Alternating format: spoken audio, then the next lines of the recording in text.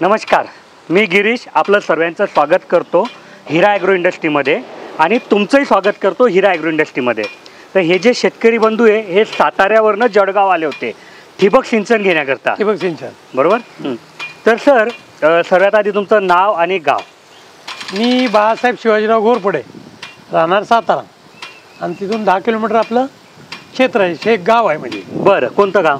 खोजेवाडी म्हणून। बरं, आणि तिकडे प्रामुख्याने तुम्ही ऊस लावतात? ऊस लावतो, विहीर आहे आणि पाणी विहीरचं जे विहिरीचंच पाणी आहे। दोनही जे तुम्ही सांगितलं दोन पाण्याचे सोर्स आहे, तर दोनही विहिरीमधूनच आहे, विहिरीमधूनच आहे। तर सर 11,500 रुपयाचं जे आमचं 1 एकरचं पॅकेज आहे, हो, त्या तुम्ही बघितलं, पाहिलं बरोबर, व्हिडिओमध्ये बघितलं, तुम्हाला त्याच्याबद्दल कुतूहल निर्माण झालं, हो. तर त्या निमित्तानं तुम्ही इतक्या लांब आले। तर सर तुमच्या एरियामध्ये जे ठिबक भेटते त्याचा एकंदरीत अंदाजे खर्च किती जातो एका एकराचा? जे सरकारी मिळतं की नाही त्याच्यामध्ये साधारण 40,000च्या आसपास एकरी खर्च आहे, बरोबर, पण त्याला सबसिडी वगैरे असते, बरोबर।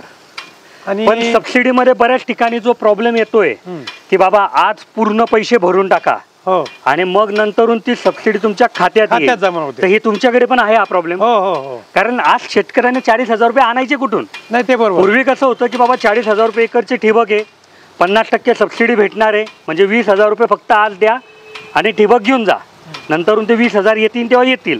पण आज गडबड काय होते की तुम्हाला 40,000 रुपये भरायला लावताय आणि पैसे अटकले तुमचे, हो बरोबर। त्याच्यामुळे नंतरून ते 2 महिने जरी लेट झाले तर तुम्ही अटकून जाता ना, तुमचे सर्व पुढचे जे प्रोग्राम असतात, पुढचे जे नियोजन असतं ते खराब होऊन जातं। तर साधारण किती दिवसानंतर पैसे भेटतात? आणि त्याला लिमिट आहे, साधारण 3 महिने पण लागतात, कधी कधी वर्ष पण निघून जातं। आणि त्यातही अजून एक प्रॉब्लेम आहे की काही ॲटम त्यात ते पकडत नाहीये, ठराविक ॲटम जे आहेत ते त्यात पकडत नाहीये।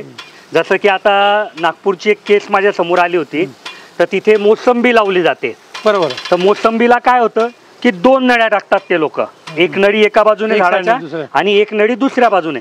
तर सबसिडीमध्ये एकच नळीचा पैसा भेटणार आहे, एका नळीचा पैसा भेटणार नाहीये, प्लस जो GST आहे 18% 12% जो पण GST लागतो ना तो पण भेटणार नाहीये, तो पण नाही भेटणार आहे। तर तुमच्याकडे पण हाच प्रॉब्लेम आहे? हो हो, ठीक आहे। सर आता तुम्ही इथे आले, 11,500ची आमची नळी बघितली, तर मग तुम्हाला काय वाटते की क्वालिटी कशी आहे?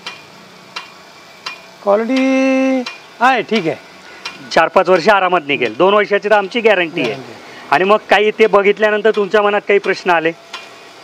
नाही, मी त्यांना काय म्हटलं की आमच्याकडे 16 mm नाही लागणार, 20 mm साधारण लागू शकतं, बरोबर। त्याचं कारण म्हणजे क्षेत्र आमचे जरा लांब लांब आणि मोठ्या साईजमध्ये येतात, बरं, तर त्यामुळे 20 mm आपल्याला गरज आहे। नाही, पण मग मला एक गोष्ट सांगा, समजा आता तुम्ही 20 mm मागतायत कारण तुमच्या एरियामध्ये 20 mmचं चलन आहे, हो, ओके, पण समजा 20 mm 4 वर्षापूर्वी नव्हती अवेलेबल, मग का तेव्हा ठिबक होत नव्हती का? होत होती, बरोबर। सांगायचं तात्पर्य काय सर, तुम्हाला 20 mm वापरायचे, तुम्ही 20 mm वापरा। समजा 16 mmचं आमचं 1 एकरचं जे पॅकेज आहे हे 11,500 रुपयाचं आहे, 20 mmचं जाऊन 13,000 रुपयात जाईल, 12,000 रुपयात जाईल, ओके, त्याच्याने फार काही फरक नाही पडत। पण ठिबक सिंचनामध्ये जर तुम्ही लांबी नियंत्रित ठेवली, कधी पण कोणत्याही कंपनीचं ठिबक असू द्या, हे कधी सक्सेस होतं जेव्हा पाण्याचं प्रेशर एकसारखं चालतं, प्रत्येक ठिकाणी पाण्याचं प्रेशर एकसारखं चाललं पाहिजे। मग जर समजा तुमच्याकडे पाण्याचं प्रेशर ओके असेल, खरोखरच तुमच्या शेताचं माप 20 mm ला अनुकूल असं असेल तर तुम्ही 20 mm वापरा, काही प्रॉब्लेम नाही आहे। पण 16 mm मध्ये काय होतं की छोट्या छोट्या प्लॉट बनवल्यामुळे त्याचं नियोजन करणं सोपं होतं।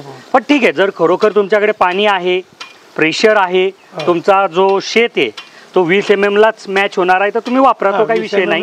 तर तुम्हाला खर्चाचा अंदाज पण मी देऊन दिला की फार काही बदल होत नाही, एक 1,000-1,500-2,000 रुपयाचा फरक पडेल, बाकी काहीच नाही।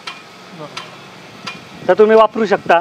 20 mm मध्ये पण तीच गॅरंटी वॉरंटी आहे, तीच थिकनेस आहे नळीची, तीच टेक्नॉलॉजी आहे, तेच अँटी फंगस कोटिंग आहे, तेच 2 छिद्र 4 रस्त्यावाला ड्रिपर आहे, तर तुम्हाला काही प्रॉब्लेम होणार नाही। फक्त कधी पण एक गोष्ट लक्षात घ्या की आमच्या ड्रिपरला पाण्याचं प्रेशर 1 kg भेटेल, तेव्हा ते घंट्याला 4 लिटर पाणी पाडेल।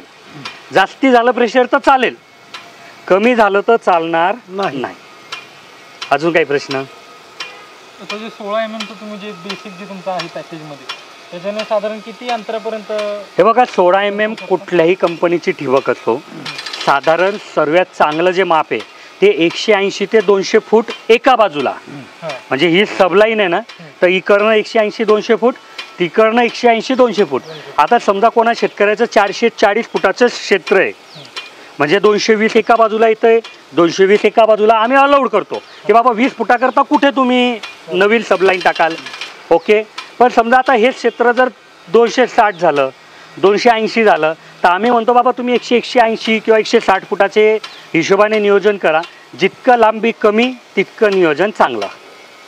तर 200-220 फुटापर्यंत तुम्ही 16 mm टाकू शकतात. 20 mm ला 300 फुटाच्या आजूबाजूला तुम्ही टाकू शकतात. आमचे साधारण जे डिव्हिजन आम्ही ते 200च्या वरतीच होते, 300च्या रेंज मध्ये. हा, मग ठीक आहे ना, तुम्ही वापरू शकता, काही प्रॉब्लेम नाही.